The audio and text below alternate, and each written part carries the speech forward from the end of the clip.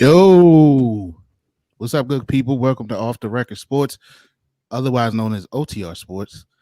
Um, Welcome. We're here with y'all another week.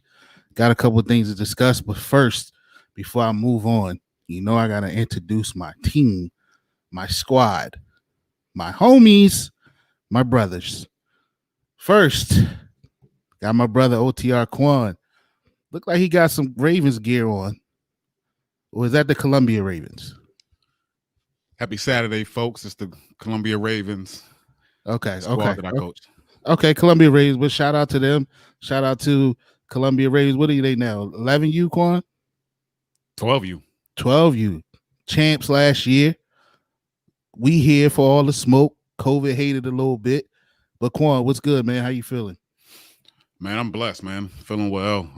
Just happy to be up and be working with OTR Sport this morning, man. How's everybody else feeling? Man, we good, bro. We good. Next up, I got my brother, Brandon, aka OTR Brandon, BKA Polo the Don, as you can see by his hat. What's up, B? How you feeling? Feeling good, feeling great. How are you? For sure. And then next up, I got my man, Alex, otherwise known as Mr. Lakers Central 365, also known as Kyle Kuzma's stunt double in any movie that he does. Whatever. What's up, Alex? How you feeling? I'm good, man. Chilling. I just want y'all to know that all of those come off the dome. All the introductions come off the dome. So again, welcome to Off the Record Sports, man. We got some things we wanted to chat about today. First, before I move on, damn, I'm slipping. I gotta say that this show is powered by Crossover Media, the place where you can find sports and culture in one place. Check it out, man. www.crossoverpodcast.com. Check us out. We popping over there. Let's go. Let's get it. All right. Starting the show, man. Listen, we're going to start with college basketball, man. Coach K has been in the news as of recently. As you can see on the screen, Coach K has been, speaking out against playing at this moment because of the COVID, the numbers going up and everything with that. Coach K got that dumbass look on his face, man. but Coach K has been, he's in the news for saying this. It's typically this comment is kind of like, no, nobody will argue that COVID, that the numbers are through the roof right now. But the problem with the statement coming from Coach K is before the season started, Coach K was saying that there's no way that the NCAA could go another year without a tournament, without a March Madness tournament. Now, midway through the year, after 2 losses, non-conference losses, now he's saying he doesn't think that they should be playing, right? So in comes this guy. You might be wondering who this is. This is Nate Oates, the head basketball coach at Alabama.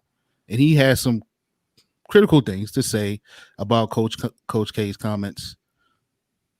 And I wanted to play that for you. So hold on 1 second. Let me cue that up. If Coach K hadn't lost the 2 non-conference games at home, if he'd still be saying that? Probably not. Okay. I just wanted you to say it now. So he threw a very subtle shot at Coach K at one of his press conferences. That was not subtle at all.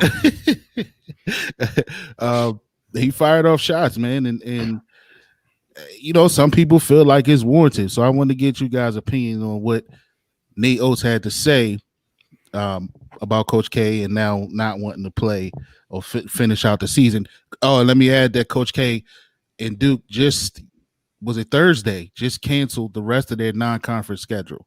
Mm-hmm. So they won't be playing any out-of-conference games anymore, just straight ACC schedule right now. So I'm going to start with you, Brandon. You brought this story up to us, man. What did you think about this whole scenario? I mean, honestly, my initial thought was, seems like everybody else is like, well, because they lost 2 non-conference games. Now he's questioning it. I mean, we all know COVID is legit, and there's legit concerns, but you bring up, what he said last year about NCAA not being able to go without another year. And then the timing of these comments, I mean, it's what everybody was thinking. Like, if y'all had won those 2 games, would you be saying the same thing? Now, I don't know the logistics or how different they are for the college kids, than it is with the pros. But I mean,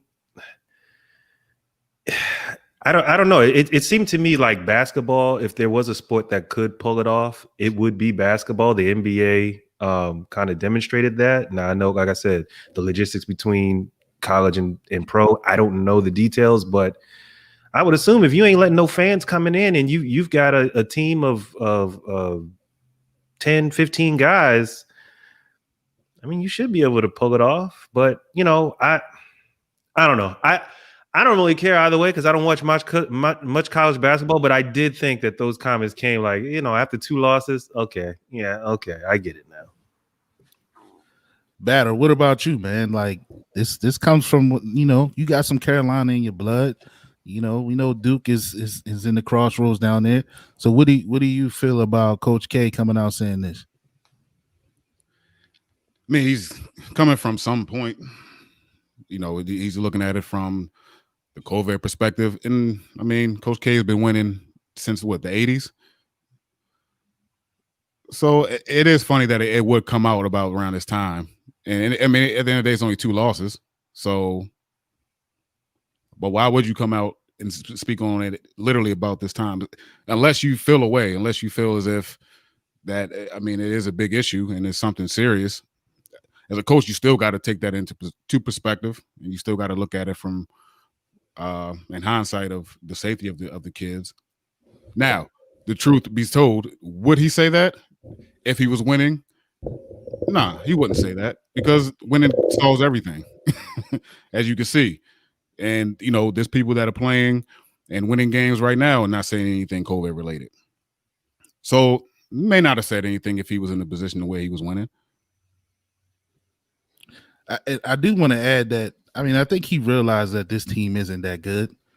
The typical Duke team. I mean, Coppin, our very own Coppin here in Baltimore, only lost to them by, I think it was like 10 points. So I remember myself looking at that night of that game and looking at the sports ticker on the bottom of the screen, and I'm like, wait, Coppin only down by 8 against Duke? Like, so I think he's realizing they're not that great of a team right now. And even if they made it to a tournament, which I'm sure they probably would, he's probably feeling like they're not going to go that far. Alex, how do you feel about this, man? Coach K, he's a legend in the game. Does he have a right to say these type of things without young coaches like Nate Oates coming for his head? I mean, you say whatever you want, and I guess people can respond how they want. I mean, first off, who is Nate Oates anyway?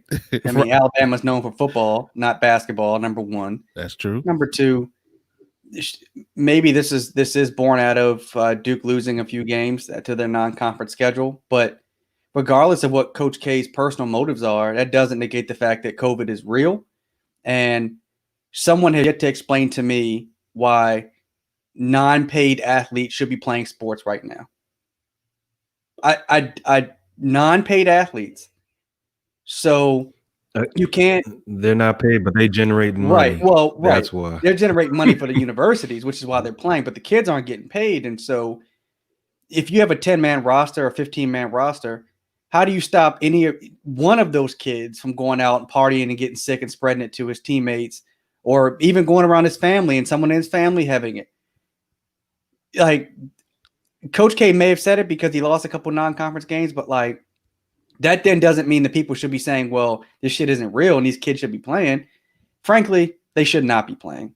Like, they just shouldn't. And college basketball can sustain a hit without college basketball for a couple seasons, or only have the best teams play in a bubble environment like the NBA did. Like, this isn't hard to figure out.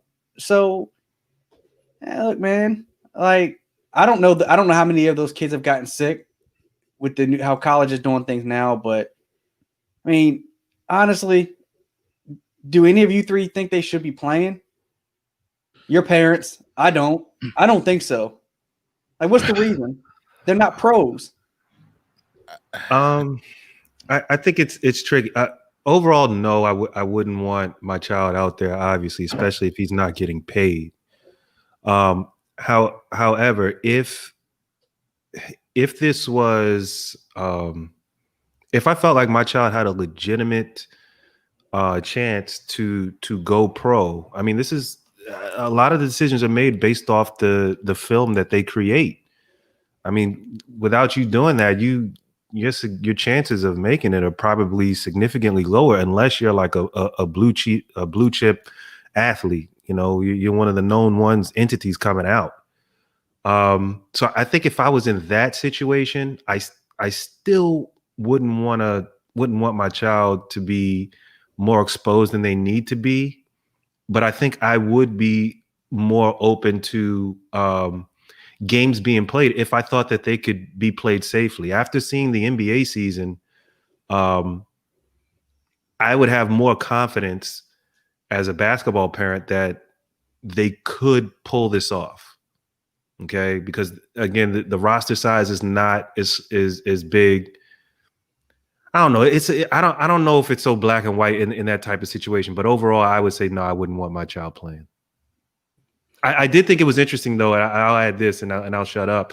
Is that I didn't know who Nate Oates was either, and I did a little bit of digging, and on his Wikipedia page, it says that in 2015, his wife had an aggressive form of lymphoma and was undergoing chemotherapy, and with his wife's encouragement, he confirmed that he would continue to coach. So this is somebody that coached through that. So coaching through COVID he's probably thinking like, you know, if I was able to coach through this stuff, like, I don't know. He just seems like somebody that just pushes through whatever roadblock is up there. He just gonna try to plow right through it. So he has that type of mentality. And then it says here that he's a Christian. I don't know. And then that's the end of the section. I don't know the significance of that statement, but take it as you may. Well, I think I'll say this. I do think Coach K coming out now, the timing is bad. I totally think that it has something to do with them having 2 losses already and him not feeling like this team is that great, like I said before. But with Nate Oates, if you watch the entire clip, he speaks on how the kid should be there, the kid should be in school. You know, he kind of says like, you know, if you're looking down at the bench or all the other people in the gyms and stuff, their masks are down like a chin strap. So obviously they're not caring about COVID, so they should be playing. I feel like with what you just said and his wife having some type of cancer, he should be one of these people advocating for not playing because exactly she is, you know. Well, that was 2015. I don't know if his wife is still alive or not. I didn't do that much digging, but that was a piece of his Wikipedia page. Okay, well, hopefully she is still alive, and if she is, then he has to be extra careful because she would be high risk if she was to catch this horrible virus. So all that comes from is this whole toughen up, like that mentality. Like you can beat anything. You ain't beating no damn virus. Like that's not how this shit works. Well, I mean, and then why take the chance of even wanting to have to beat it? You know what I'm saying? Like, right. If I don't have to get it, then I don't want it, bro. Under the current administration, where the president is live tweeting as we record that the Supreme Court didn't overturn an election for him. Like this is the regime we're under. And his vice president, who was in charge of the COVID response, is jogging on tar mats at airports. I should have loaded that. I should have loaded that clip. Hey, man, like, what are we doing here, man? Like, is college sports that important? Because they're not pros. Or if you want them to play, pay these brothers and sisters. So here's the thing, and you're absolutely right. They should have some type of system to where these players need to be paid. But the NCAA, they get millions, billions of dollars off of these kids. Yeah. So, you know, most of those guys that are high up and, you know, that are on the board or the chair of the NCAA, they're getting millions of dollars. So they of course they don't want it to stop. And regardless if a kid gets sick or something happens, they're still going to get paid. And honestly, they should shut it. They should shut it down. But it just goes to show you that the NCAA, they don't care about the kids. They don't care. What they care about is the money. And as long as these particular colleges are bringing in that high amount of revenue, it's going to continue to go. It's going to continue. It's not going to stop. Didn't Nick Saban catch it recently? Yeah. Yeah. Yeah. And he was one of those ones talking about, well, they should still be playing and blah, blah, blah. And then he called it. I don't. I mean, after a while, just like you said, what are we doing? After a while, it has to come to some type of realization to where it's like, yo, this is serious, and everybody just needs to, from a sports perspective, just stop what they're doing. The games, cut the games out. Every time people pretend like you can get back to normal, this shit just gets extended another 3, 6, 9 months. Every time. If people would just like take this more seriously, maybe we get out of it a little bit faster. I think if you have a case where one of the, especially a collegiate athlete, tests positive and then, either passes away, unfortunately, hopefully that does not happen. But I think until something like that happens, like people really out here thinking because they're athletes and they're young, that even if they, they are positive, it's like you list them on the injury report and then they're back out there 2 weeks later. So as long as I think as long as you don't see any headlines or of athletes like facing like major consequences or suffering from major symptoms, like hey, they're on their deathbed because they're COVID, they're gonna keep pushing through these games. It's generating money. And what's the thing that you turn on the television, and the big thing now is with COVID, hey, we got to get businesses running. We got to get these small businesses running. People are they are willing to risk their lives or the lives of others to keep business running, because as the way they see it, if money's not generated, then I guess they view it as they have no life. There's no other way to figure it out. Damn. So as long as these kids is out here generating money and none of them are, I hate to say it, none of them are dying. They just listed on the injury report and they're put right back out there, unless they're covering stuff up. But you don't hear anybody saying, "Oh, this athlete's been missing. What's the status on him?" Like I said, they just go on the list and they come back. I feel like the COVID stuff is very much like concussions, right? Where someone suffers a concussion when they're young, and then 20 years later, they have brain damage or they're struggling, and people are like, "Well, what happened?" And they go back and trace it, and like, "Oh my God, this kid had 10 concussions, and how come nobody stepped up and helped that child?" Well, like with COVID, like Russell Westbrook and Rudy Gobert, they struggled to get their breathing right 4 months after they had COVID. And those athletes are in the prime of their lives with the best medical treatment.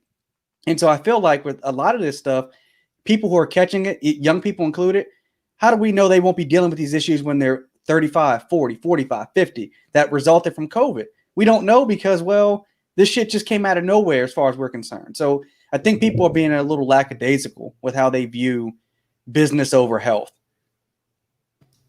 Yeah, and I'll say this before we move on. College sports in general has been ransacked by COVID. There has been more games canceled or postponed already in college basketball, which just started a couple weeks ago. And then in college football, we already know each week there's a game that's been postponed. Just in our area in general, the University of Maryland has had 4 or 5 games postponed or canceled due to COVID. And I'm talking Have they about said where the kids are coming from? Like, have they said like kids or coaches going out or catching it from families? Do they know like how? So they're saying they're not saying like they're not going in that deep with it, how they're catching it, but it's typically they're going through their testing protocols, which I believe is daily. And a kid for example, University of Maryland was supposed to play George Mason last week, and a kid from George Mason tested positive, so that canceled the game. One of their other games was canceled because somebody on their team tested positive. The football team at Maryland, which I think could be playing a factor in with the basketball team too, is because the athletes are close. They they live in the same quarters. Mm-hmm. The football team now has a 2-2 record because they 3 or 4 of their games have been canceled due to COVID, and they have had over 12 players that had it, including coaches. So college sports has been ransacked by it. I agree with Alex that I think, and they are talking about this for the March Madness tournament of putting those teams in a bubble to get the tournament in, which, okay, that's cool. That's safe. That's probably what you're going to have to do. I think as of now, I mean, really, do we really need South Maryland State playing a full schedule right now? That's not a real college. I'm just giving an example. But so I think that you could take the top, all the conferences, start at their conference tournaments, let them play it out, get your top 65 teams, put them in a bubble, and get the tournament, you know what I mean, and focus on that. Like, because playing this non-conference schedule, like Duke just canceled, then playing your conference schedule, it's going to be all over the place now. Look at college football with Ohio State. They've had games canceled due to COVID. They don't even have the Big Ten had rules set that you had to have at least 5 games played to make the conference championship. They don't, but because they're the best team in the conference, they changed that rule so that they can be playing in the conference championship today. So, like, schedule. Mike, you got to move on, man. You want to get me started. The records, the schedules, the records and the schedules are all over the place at the moment. So it's not even going to be even. So go to the conference go to the conference tournaments, play them out, and then put everybody in the bubble for the NCAA tournament. That's how I feel that they should handle that. If you're not going to cancel the season, and we know they aren't, because like they said, they making some buku dollars off of this. But moving on, man. Moving on. Good segment, fellas. Last night, man, I know one person was very, very happy last night because the NBA preseason kicked off, which means the NBA season has started. No, it's 2 people on here that's happy. It's another guy, Polo the Don, that's smiling as well. We had an opening slate. I mean, I'm not even going to lie, man. I was happy to see basketball back. It seems like it just ended. Which, I mean, what was it, 70-something days in between in the off season? The Lakers won the championship 61 days ago. Sorry, the Lakers won the championship 61. They got the ticker up in the background. You just can't see it. So, it was a pretty good slate on last night. Let me see if I could pull that up. So here's what the slate was. I mean, the Trailblazers beat up on the Kings. Brandon, your Knicks beat the Pistons. Yeah, why isn't that graphic blown up a little bit? What is this? Well, I put the number 5. Who is this guy? I mean, Obi Toppin should be the lead here. I put the Lakers there because they won the championship. So yeah, I mean, they put a picture of LeBron and AD up there. They didn't play last night. Dude, number 5, I forgot his name. He was balling. That's Taylor Horton Tucker. LeBron didn't play last night. But still, find a picture of there's a picture of him and AD in the parking lot in the ice tubs. You should have put that up there on the bench with their mask on. I should have posted that. But the Lakers beat the. It seemed like the Clippers put out their full squad. The Lakers beat them. I was watching the Orlando and Atlanta matchup, man. 2 young teams, a lot of talent on the floor, but Orlando pulled that one off. And then the Rockets, man. John Wall and DeMarcus Cousins. Boogie Cousins was looking pretty good last night, man. So, before I jump into some clips that I got posted, man, what's your overall thought of the beginning of the preseason last night? I'm going to start with you, Brandon. I'll start with the good. Obi Toppin, I mean, he looks like a rookie, but he looks like a good rookie. Okay, that was a relief. We look like we could be a good defensive team this year. Still a lot of mistakes, obviously. I mean, in that game, it was combined, I think, 46 turnovers. Okay. That's a lot of damn turnovers. But I will say that, the Knicks forced a lot of turnovers, and they forced Detroit to take a lot of tough shots. Noel looked good. He started over Mitch Robinson. Like I said, Toppin looked good. Julius looked good. But, hopefully we win like 30-something games this year. Maybe 40 if the defense is really going to be that good. But, good stuff. Niggas is definitely rusty. That's for sure. So, speaking of Obi Toppin, man, I got something for you, bro. I got something for you. It has it, but he's not going to try a tough shot there. Blake Griffin came over to cut him off, so he gave it up and smartly stayed alive and available. And there's the skywalking ability, George. Right left. There. Yes, sir. There's the call from the great Walt Frazier. So you seem to be happy with Obi, man. Like, I don't remember if you questioned that draft pick. I think you were like, you weren't. I didn't know anything about him. Yeah, you weren't mad at it, but then you were like, all right, I think he could ball.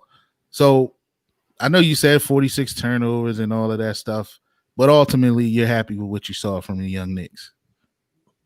Yeah, we're moving in the right direction. Now, I think that, next season, next opener, our roster will definitely look a lot different. I mean, this year is like, who do we keep?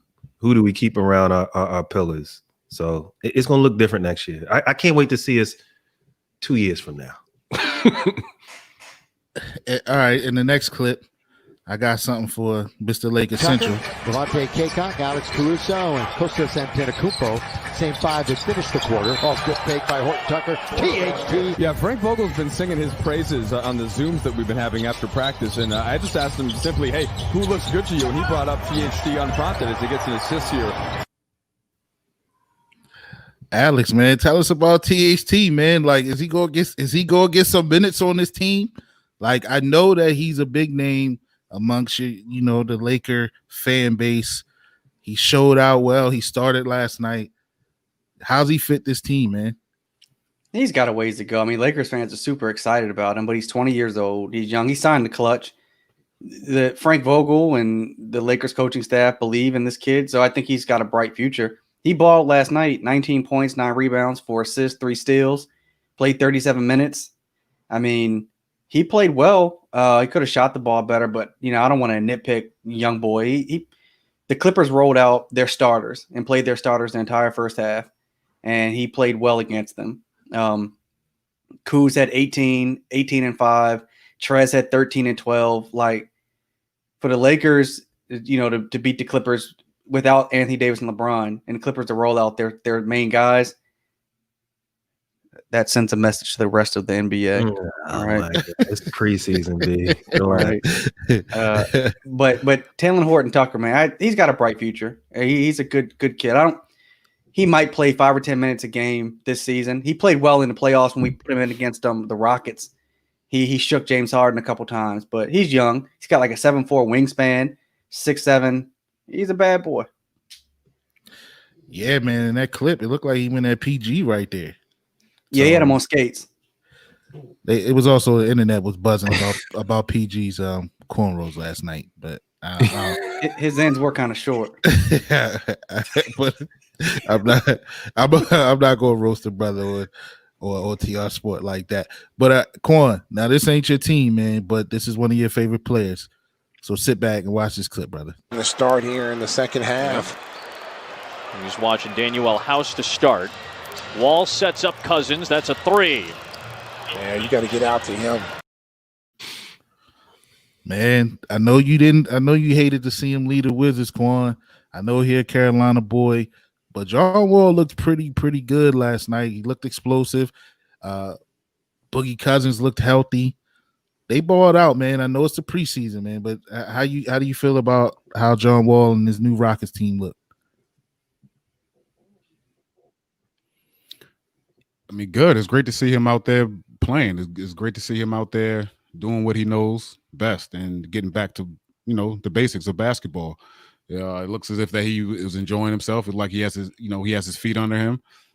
He had 2 or 3 years to rest due to injuries. I hope it transitions, for the long haul. It's a long season. And it's like we just said, it's still preseason. So, I mean, it looks good. Boogie Cousins, he looked good, and I just hope it can carry over for the long haul. Because I really do think he can be a really great player in the league. He's still young, and so it's good to see him out there. It's good to see him out there playing again. Yeah, and I wanted to stick with the Rockets for a little bit, fellas. I wanted to get the rest of y'all's opinion on how they looked. One question I have is they looked. I mean, I watched the game. They looked good. Like Wall and Boogie looked like they went back to their Kentucky days. But the first question that popped in my mind was, how does James Harden fit that nucleus? Brandon, he's bouncing. Well, if he does, I mean, this is the thing about Harden. I'm confused on what he's doing because then I don't know if y'all saw PJ Tucker's post where like they were at the practice facility and Harden was sitting there. So like, is he with the team? Is he not? Because then Meek Mill posted something where they were like on a beach or something. So I don't understand. I'm a little confused on the exact status of Harden. But let's say that he's forced to stay, right? Because they don't trade him. How does he fit this team? Does he fit this team? Start with you, B.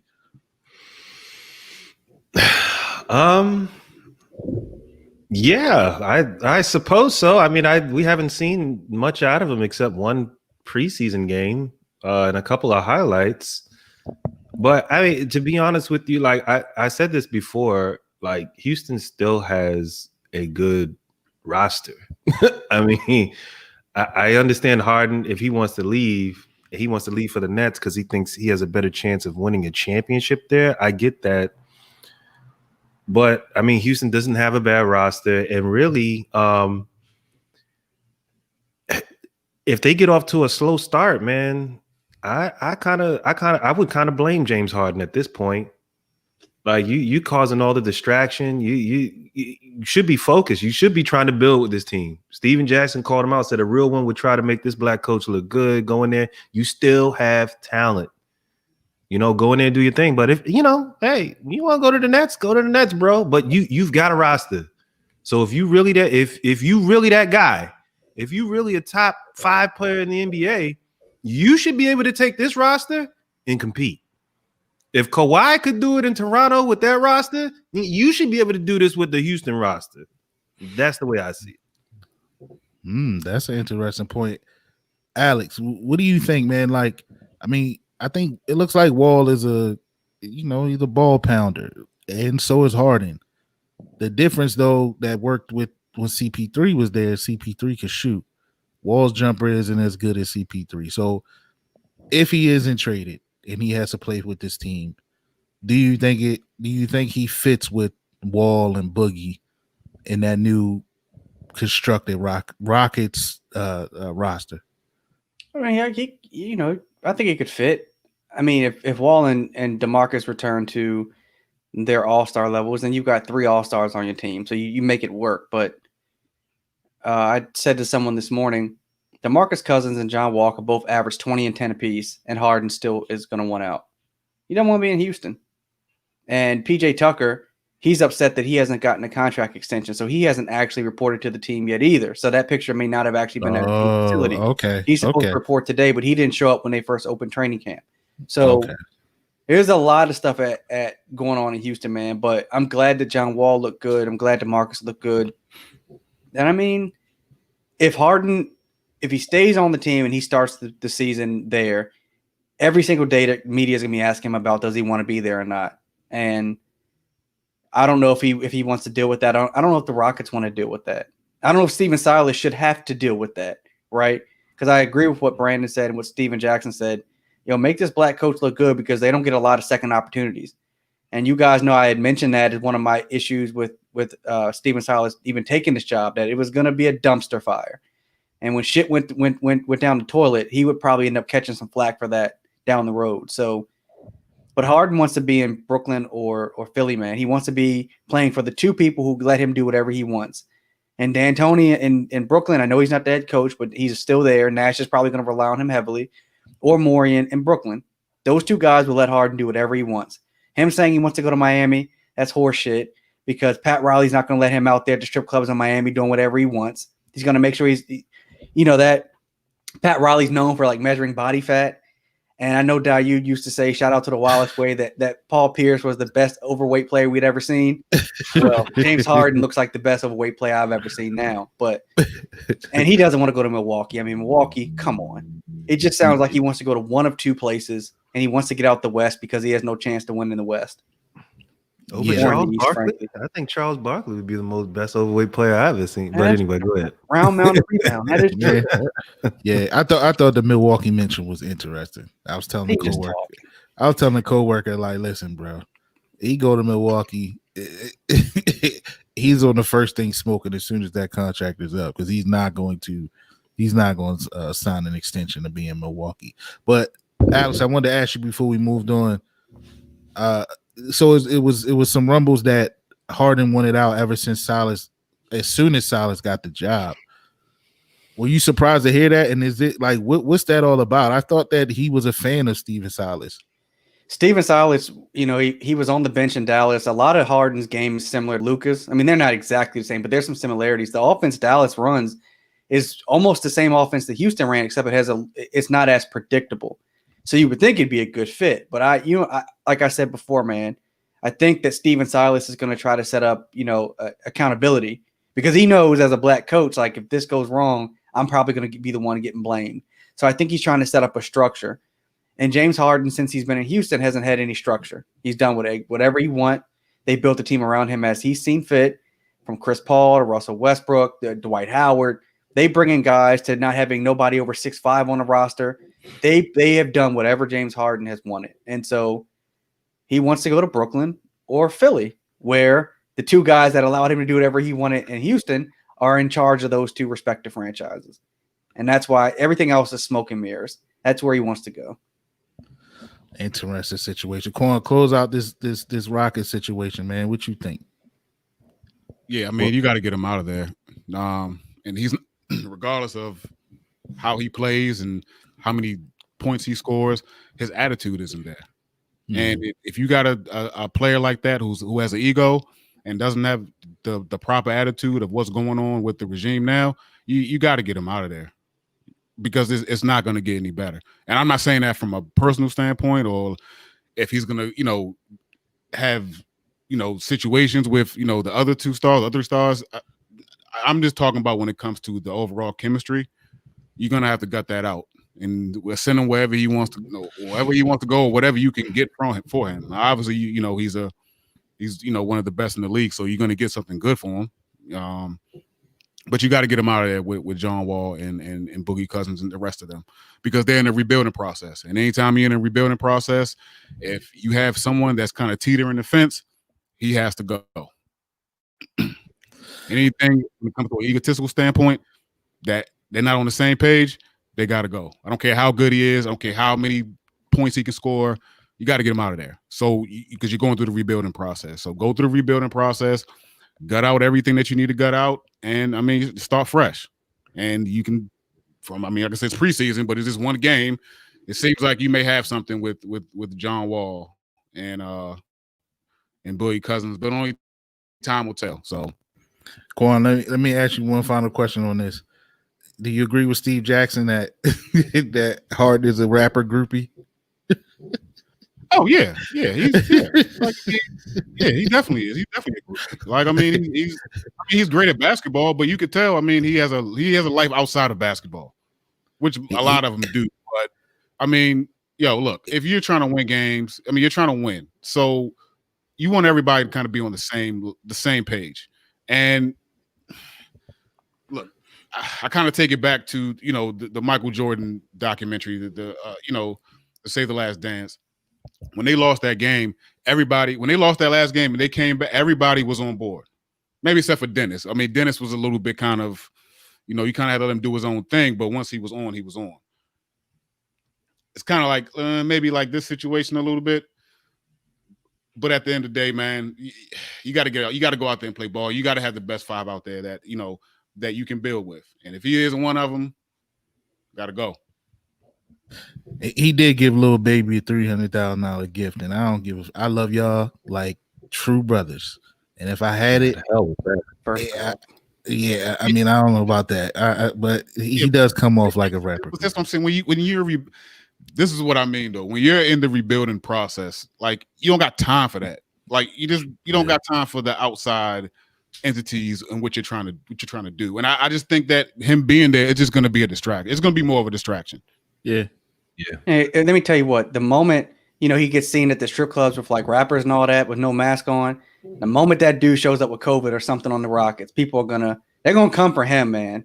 Yeah, they're gonna come for him. I was reading wherever he goes, he has to pass 6 straight COVID tests before they let him in the building. Yeah, that's what the Rockets told him. So I just don't get it. You don't want to play with Westbrook because y'all want the ball, but you want to play with Kyrie and KD. I'm starting. They ain't gonna have a rock. I'm starting to believe that this was all about Silas. Maybe they both didn't want to play with Silas. I mean, after hearing that story, I thought it was interesting. But I mean, moving on, I wanted to get y'all thoughts on the schedule tonight.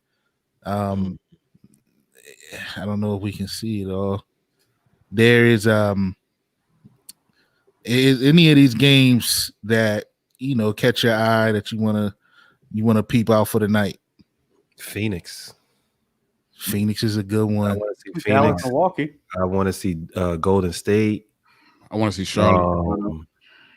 It's not so much a matchup right now. It's in players how they play with each other. Your first glimpse at it. It's preseason, so what you see now ain't too much down the line. I want to see Melo. I want to see what Melo gonna do tonight. That's what I true. I want to see Melo. I do want to see Golden State. I hope Melo balls in his grill. Hey, speaking of Melo Ball, man, Melo Ball, which is not going to make much noise or publicity on this, but Melo Ball is just announced, I think today, that he is donating scholarships to middle school that his mom used to teach at and was a PE teacher there for 24 years. So, I know we see the grills picks that he bought. He spent all his money on some grills, but he is also doing some good things out there. So shout out to Melo Ball on that. But yeah, man, I would like to see his debut. I am interested in to see Golden State, even though I heard Wiseman might not play. I like Memphis too. Yeah, I like Memphis. And Phoenix a good young team. So John Morant shouldn't be slept on. No, not at all. Not at all. So listen, guys, just to tickle your funny bone real quick, I got a quick intermission for y'all. Check this. Oh, Jesus. Oh, Lord. Snoop talk about dropping it like it's hot, baby. Holy, got up. Lead me on. Let me stand. Wow, nothing funny about what's happening with Nate Robinson, but Snoop Dogg is singing the hymns. He's trying to get started. Oh, Lord. Mamma Mia, the problem child proving to be a big Robinson. Oh, Jesus. Sorry, guys. I had to do it, yo. Shout out to Nate Robinson, man. Shout out to my man, Nasty Nate, man. And Snoop singing Negro spiritual hymn. Yeah. I haven't been that hurt since I seen Drago kill Apollo Creed. And it's just damn shame. Well, he was talking shit, yo. That trips me out. How people are like, yo, we should be talking about Nate like this, nigga. He was talking shit. He got knocked out. Oh man, yo. Oh man, that meme. I still stuck on that meme that said something that seems racist, but it's not. and while we on this, Floyd Mayweather just signed on to fight Logan Paul, Jake Paul's brother. So I guess this is gonna be a thing, man. You go see these type of exhibition matches, real fighters fighting YouTubers, former athletes fighting YouTubers. So pull up your britches, guys. That's going to be the new craze. I guess the new craze that's going to be going on. But listen, man, I got a surprise segment as well while we at it. My man don't. He don't get as much single time because his team isn't that good, but they looking good lately. So I got something for my guy, Quan. Check this out. Here's Roethlisberger coming near side, tipped in the air, and it's intercepted by Washington. John Bostic picked it out of the air. Sweat knocked it up in the air. Bostic picked it off. That's right, y'all. That's right. It's Quan time. Quan, you got the solo layout, man. Speak on your team. Us setting the only undefeated team left in the NFL, man. How you feel about it? I mean, it was a great win. A great win. We pulled it off. We went into Heinz Field on a Monday night, which we rarely, historically, we don't win on Monday nights. We don't really do good and well on Monday nights and play well. So, I mean, it was a hard-fought game. It was actually from the first quarter to the fourth quarter, it was everything that you wanted to see in a game. Great defense. They were, both teams were running the ball. Points were being scored. And we happened to come out victorious at the end when a lot of people didn't think that we were. So shout out to all the naysayers that told us that we weren't going to do anything because we went on ahead and exposed them for what they were. Shout out to Baltimore, the Ravens, the Beltway connection, because they were the first ones to expose the Steelers for the things that we could use and the benefits, and we took advantage of it. Quan, why you got the solo layout, man? Are y'all gonna win this division and make the playoffs? Right now, hold on, B. Right now, the Giants are in first place. Mm-hmm. But the team that you lost to twice. But go ahead, Mike. The Skins still have a chance. Are you guys gonna run the table basically and make the playoffs, bro? Win the division, make the playoffs. From the way it looks like we are. Obviously we wasn't expecting it. Every team in the NFC East hasn't played well. I'll just be honest, hasn't played well. Our record, we're 4-7. So I mean, no team in the NFC East has been dominant. So I mean, it looks like from the way things are going, that we could win out. We could win the East. You can win at. Oh my. Okay. Okay. Right. Hold on. Hold on. Quan. No. Take it back to Quan. What you got to say? Because you was talking during Quan time. So what you got to say about this Washington potentially winning the division? Are you guys gonna hold on to it, or are you? Let me ask you this: Are you? Well, first of all, take that whack ass Washington wins off the screen while I'm on here. I don't want to see that shit. Yeah, I want to know: are you guys going to win out with Colt McCoy? The floor is all yours. We won't have to win out with Colt McCoy. Hopefully, Daniel Jones play tomorrow. I don't know, but we beat the Seahawks. We did do that with Colt McCoy. I think that's more of an impressive win. Really, personally, it is. Look. When we did the OTR Sport, when we did the Pick'em, I said, I picked Washington. Then I changed my answer to Pittsburgh. But I did think that y'all could win that game. I mean, Pittsburgh was coming off, short week and shit like that. I'm not saying it was a fluke, but there were factors there that I felt gave Washington the advantage, given, if it had it been a regular – had Pittsburgh had the regular, 8 days or however many to prepare for that game, I don't know. I think it might have been different. But Washington won. I saw them win. They have a damn good defensive front, yo. I can't front on that.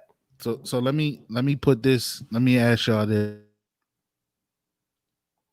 Wait. So the Giants got Arizona this week. Quan, we have San Fran tomorrow. San Fran. Are we doing Pick'em now? No. But I mean, I'm just saying. I'm just kind of looking ahead at the two team schedules. Let's do that. Brandon, if you could pull yours up and pull the Skins up while we at it. But I know these next two games, Arizona's no slouch. San Francisco is a tough battle, man. So Basically, it's going to be a rundown of who wins out or who wins the most remaining games, obviously. But the goal and objective is for both teams to have a chance. They got to win out, right? Yeah. Well, the thing about that is, why do we have to win out? Why do we have to win out? I mean, saying we have to win out implies that somebody else is going to win out. I don't think any of these teams are going to win out. Well, I mean, when I say win out, I'm saying any team that we play now after that win, I mean, it could be a possible win. I'm not going into it thinking like, yo, we're going to get destroyed. You know, like that game last week showed that. I mean, we can play. We can play. I'm not saying compete for a Super Bowl. I mean, I still feel that we're in a rebuilding stage. But when you beat a team like that coming into Heinz Field, 9-0, Big Ben is playing lights out this year. He's getting the ball off in 2.8 seconds. Shit, I'm looking at y'all schedule. Yeah. I mean, he has they have one of the top defenses in the league. I mean they're playing lights out. I mean the Steelers are playing lights out this year, and there's nobody can disregard that. The Seahawks, yeah, they play good, but the Steelers are undefeated, and overall they're a solid team, very very solid team. So, I mean we could. I mean I'm not gonna say we could. They're a solid team. They're the highest scoring offense in the league. Very solid team. So Brandon, read off the remaining schedule real quick. And before I do, the Redskins do have an easier path here. We've got the Cardinals. The Giants got the Cardinals tomorrow, home for us. Then we have the Cleveland Browns, which that game was flexed. Then we got the Ravens out here in Baltimore, right up the street. Then we finish off with the whack ass Cowboys. Okay, the football team. They've got the 49ers who, you don't know what you're going to get with them week in and week out, but more likely than not, you'll probably catch them on a bad week. You got the Seahawks, who we just beat, tough game. You got the Panthers, who have kind of been spiraling. And then you got the Eagles, and we all know the Eagles ain't shit this year. The one game I see where, well, I mean, look, any team. So you guys have an easier road than we do. Yeah, well, any team, I'm not gonna say any team you play is gonna be hard. I mean, we're saying to talk about this now, but at the same time, we go out there and play San Francisco tomorrow. It's gonna be it's gonna be a game. It's gonna be a high intensity game. Trent, Shanahan, it's gonna be a lot going on with that game. So then after that, you got the Seahawks. Now the Seahawks, I see that's gonna be that's gonna be tough. That's gonna be a pretty tough one.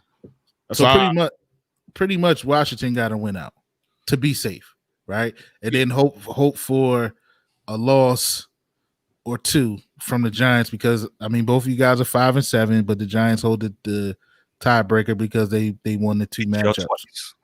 Yeah, so the pressure is on the Skins. Yes, thank you, Brandon, to win out, and the Giants, you can't have no hiccups. So we'll see, man. But it should be a fun battle between the two of y'all teams. I guess we'll be checking in on this. Hey, look, we weekly. I always root for the underdog. So this is what we do. We go through this every year. We are the underdog team.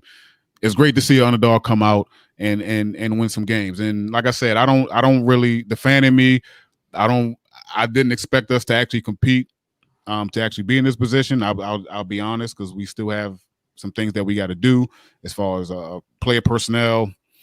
But it's great to see that. It's great to see that. And if you're riding this wave right now while you're hot, I mean, you got to ride it. You have to ride it. The Giants did it when they won the Super Bowl that year. Then they came off. Didn't they come off 9-7, Brandon? One of the years we did, yes. Yeah, one of the years I came off 9-7.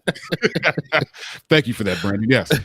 So I mean, look, it's a rebuilding, but we're hot. We're a hot team right now. Not the hottest in the league, but we're a hot team, hot underdog team. So you got to ride it. Well, this is the perfect segue for the weekly NFL Pick'em. Now, let me pull up the stats. It's for the week. Quan won the week at 11-4, and me and Brandon went 9-6 in the week.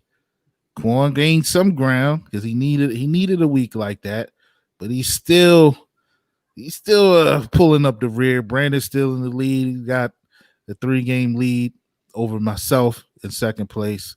So we'll see what I can do this week to try to close that gap.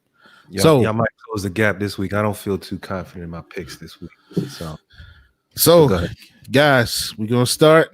Well, Thursday night matchup, New England versus the Rams. I picked the Rams. Brandon picked New England. Quan, I don't know what you picked. Yeah, we went through this. I said I said the Rams, but obviously y'all didn't hear me say it. So all right, you got the Rams. You got the Rams. You said the Rams. All right. So he also said that he picked the Skins to beat the Steelers, and he did not. We have the screenshots on that one. But he did pick. He did. I did. He did pick who? I picked Washington. He picked Washington.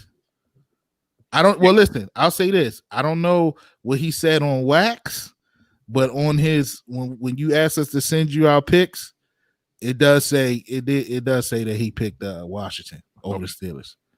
Oh, did he? Thank you, Brandon. Okay, well then you know what? I think you cheated you one. I did cheat you one. You cheated you one. I did cheat you one. Are you sure? We'll go back. We'll go. We'll go back. We can go back. Okay. Yeah. We can go back. All right. So quickly, guys, let's try to get this done quickly. We got Houston traveling to Chicago, 1 p.m. kickoff. Who you got, Quan? I got the Bears 17, Houston's 14. What about you, B? Chicago 19-16. I'm going H-Town 21-17. Wow. Yes. Wow. Y'all keep trusting the Bears if you want. The next up, we got Dallas traveling to Cincinnati, 1 p.m. kickoff. This is the game. Who you got, Quan? I got honestly, I got Dallas 21, Cincinnati 9. Oh, okay. What about you, B? I pick Cincinnati 31-25. 31-25. Oh man, I'm gonna go with Dallas. This gonna be, like I said, this gonna be an ugly game. I'm gonna say 20-17. I'm sorry. Next up, we got the Chiefs traveling to Miami, 1 p.m. kickoff. Who you got, Quan? The Chiefs 120. Nah, psych. I got the Chiefs 23, Dolphins 17. Okay, what about you, B? I picked KC 31-27. I also have KC 31-28. Don't sleep on Miami. Miami tough. Arizona traveling to New York to face the Giants, 1 p.m. kickoff. Who you got, Quan? Arizona 21, Giants 9. Ooh, what about you, B? Giants 23-21. I also have Arizona 24-21. Giants playing, and the defense is tough. That's a game that we can't look past as a Ravens fan. So I almost went with the Giants, but I think Arizona, who is also on the snide right now, pulled it off. I got Blake Martinez too. He does everything: tackles, sacks, rushing yards, touchdown passes, punting, all type of things. Clearly, if any New York Giant fan is watching this, we know he ain't watching. So let's move on. We have the Vikings traveling to Tampa to face Tampa Tom and the boys. 1 p.m. kickoff. Who you got, Quan? I got the Vikes 23, Bucks 24. So wait. So you got Tampa winning. I got Tampa winning. Yeah. Okay. Oh, okay. See, you got the Vikes. I put down Minnesota. You always putting the losing score first. That'd be confusing me. Oh, all right. I saved you right there, Quan. Got the Vikings 23. What? Tampa 24. It was like a curveball. Like, oh wait, what? Yeah. I wanted to make sure you got your right pick. I got Tampa Bay 27, Minnesota 21. I got Tampa winning as well, in case y'all were wondering. Next up, we got Denver traveling to Carolina to face the Panthers. 1 p.m. kickoff. Who you got? I got them Carolina boys 17 to them Broncos 10. All right, who you got, B? Damn, yo, you be playing Tecmo Bowl with these scores. I got the Broncos 21-20. I'm gonna go with Carolina, man. I got Carolina 24-21, pulling it out at home. Next up, we got Tennessee coming off of a somewhat of an ass whipping from the Browns, traveling to Jacksonville. 1 p.m. kickoff. Who you got, Quan? And Derrick Henry is about to run a muck all over that defense. Tennessee 21, Jags 7. Ooh, who you got? Who you got, B? I also got Tennessee. I think they're gonna bounce back 24-13. Yeah, I'm taking Tennessee in a runaway. I'm gonna say 34-20 Tennessee. Well, next up, we got the Colts traveling to Las Vegas to face the Raiders. Shout out to Baylor. 4:05 kickoff. Who you got, Quan? I got the Raiders 28, Colts 24. You'll put the Cali twang in it too. Got the Raiders. Got the Raiders. That West Coast. So you got the Raiders winning. Okay, good. That Bay Area, aka Bay Area. Who you got, B? I keep picking against Vegas. I told Baylor, yo, I like Vegas. Now every week I pick against them now. It seems like I'm gonna pick Indy 23-21. I'm also going with Indy 24-21.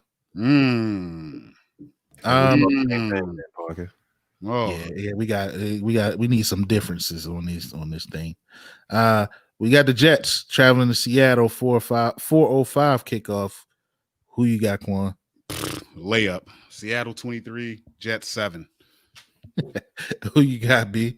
I almost got I picked the Jets last week and I almost got it. Ain't no way in hell I'm picking them this week. Seattle 35-21. Yeah, I got Seattle 28-17. Green Bay traveling to Detroit 4:25 kickoff. Who you got, Quan? Packers 21, Detroit 3. Ugh. Damn. Who you got? Who you got, B? I got Green Bay, and good pick on picking Detroit last week because I didn't see that shit coming. But I got Green Bay beating them this week, 27-23. I told y'all, and yeah, it was a good pick on me picking Detroit, but I'm not doing it again, just like you said. So I'm going Green Bay 28-20. New Orleans traveling to Philly, 4:25 kickoff. Jalen Hurts first start. Who you got, Quan? Love to see the young line starting, but I'm gonna give it to the Saints on this one, man. 23, Eagles 14. What about you, B? Yeah, I have the Saints as well. Some analysts think it could get ugly, but I gave Philly a little bit of credit. Saints 24-16. Here's where I get y'all. The young boy wins his first start. Don't do it. Philly wins 24-23 in a close battle. You know the Saints are going to start Jameis, and you've been hollering at them to start Jameis. Now that they finally do, you're going to pick against them with Philly? I got a feeling, man. I got a feeling Jalen going they haven't seen I think he's going to add a spark to this team, man. Man, that's what's up. Jamie's about to get busy, and he about to go eat a W. I hope. Listen, I like Jameis. I like Jameis. I do like Jameis, but I mean, it's just a bad first start for him as well. Because I think Jalen Hurts going to be the spark plug for this team. Next up, we got Atlanta. The Falcons traveling to Los Angeles to face the Chargers. 4:25 kickoff. Who you got, Quan? Chargers 23, Falcons 17. Not a believe in the Falcons. I'm just not. Well, the Chargers lost 45-0 last week. Yeah, that's why they going to come back and put it on them. Yeah. Okay. Well, I don't disagree with you, Quan. I think Anthony Lynn he compared that loss to Pearl Harbor. I think he's gonna try and coach his ass off this week. I think the players kind of like him. I picked the Chargers 27-21. Ooh, yeah. Listen, I'm rooting for Lynn, man. I'm on the fence with that, but I'm gonna go with the Chargers, man. I'm gonna go with the Chargers 24-21. Wow, Mike, it just looked like it took so much out of you. Just Yo, because I always I actually picked the Chargers to win that game against New England, and we seen what happened.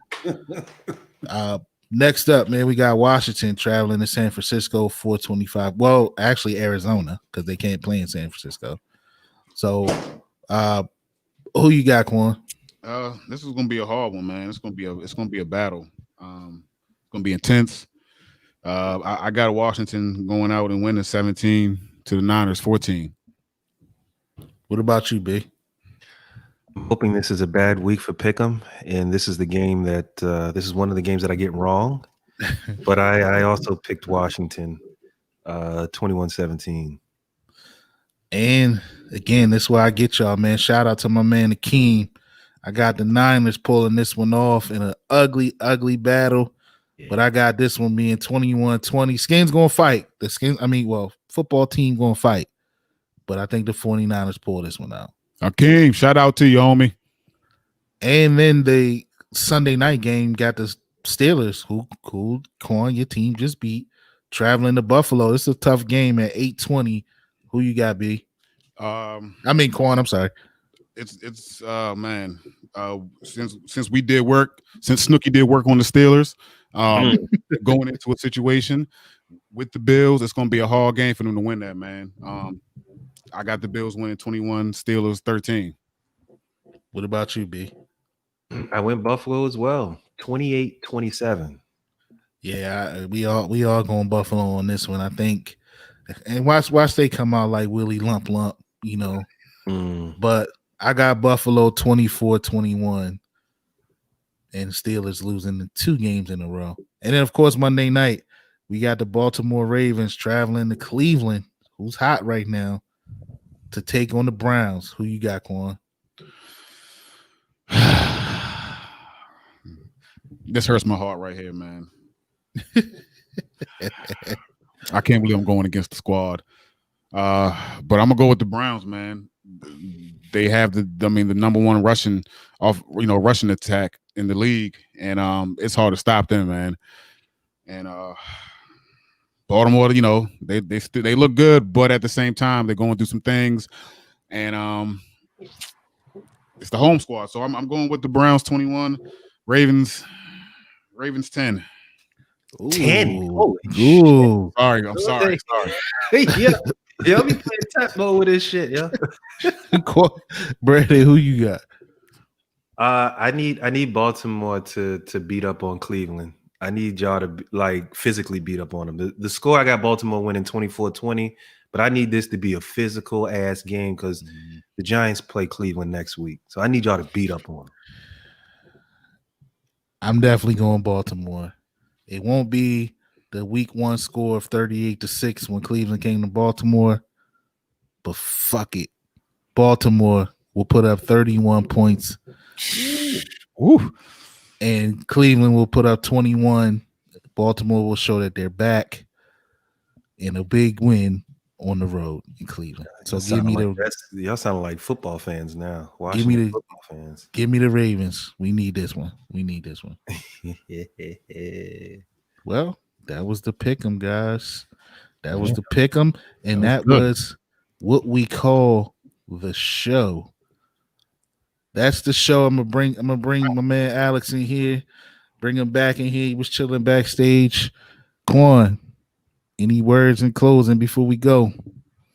Man, great show. It's always great to be a part of OTR Sports, man, and doing great things out here. So y'all, keep tuning in. The viewers, subscribers, we appreciate y'all, and we're gonna keep bringing y'all that fire week to week. Yes, sir. B, anything in closing? Happy Saturday, y'all. Thanks for watching. And Alex, anything in closing? Yeah, man, great show. Rest in peace to Tiny Zeus Lister, Debo. Yes, sir. Man, put a lot of smiles on my faces in the movies he was in over the last 20 or 30 years. So shout out to Debo and his family. Yes, sir. Yes, sir. Man, 2020 been rough, man. We losing a lot of people that we enjoy watching on the screen in one way or another, whether it be movies or any type of entertainment, sports, whatever it is. So yeah, rest in peace to Tiny Zeus, Lester, man. And that's the show, man. Listen, we appreciate y'all tuning in. Follow us on Twitter at OTR_pod, on IG and Facebook, OTR_podcast. Follow Crossover Media at Crossover365 on all your social media platforms. Follow Lakers Central 365 also on all your social media platforms. Check out the audio version of our show, Off the Record Podcast, the almost famous Off the Record Podcast, on all your streaming platforms for podcasts. And then be on the lookout for OTR Sports podcast on its own platform. We're about to start releasing this to you guys on its own thing, so you guys can check it and catch it as much as you want, because we enjoy the support. One thing I also wanted to mention is check us out next week, man. We're going to be on the 4 Times Dope podcast with those guys over there, man. So check that out. That should be fun. And I think that's it, man. We love y'all. OTR Sports, man. OTR Podcast, man.